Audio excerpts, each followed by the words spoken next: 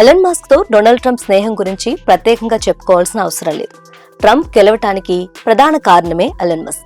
అయితే రెండోసారి ట్రంప్ బాధ్యతలు చేపట్టిన తర్వాత చాలా మార్పులు చేశారు. అందులోనూ కొన్ని ఫన్నీ మార్పులతో ఎలన్ మస్క్ నిత్యం వార్తల్లో ఉంటున్నారు. అదేంటంటే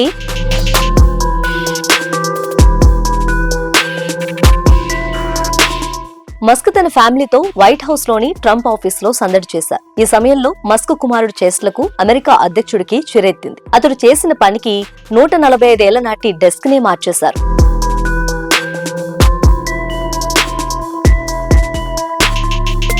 మస్క్ భుజాన్నెక్కుతూ ఆఫీసులో అటూ ఇటూ తిరుగుతూ అల్లరి చేశారు.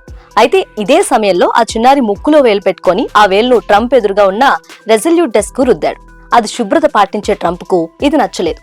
దాంతో వెంటనే ఆ రెజల్యూట్ డెస్క్ ను ఆఫీస్ నుంచి తాత్కాలికంగా తొలగించాలని ఆదేశించారు.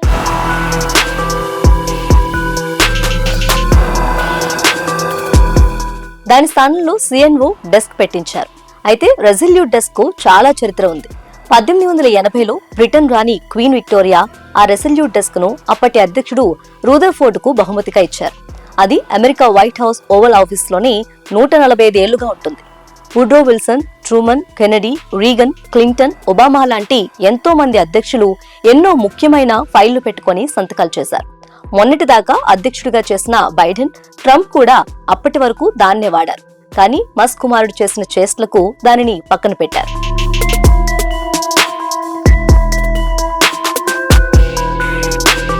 సిఎన్ఓ డెస్క్ కూడా చాలా చరిత్రే ఉంది. జార్జ్ బుష్ లాంటి వారు దీనిని ఉపయోగించారని ట్రంప్ పేర్కొన్నారు.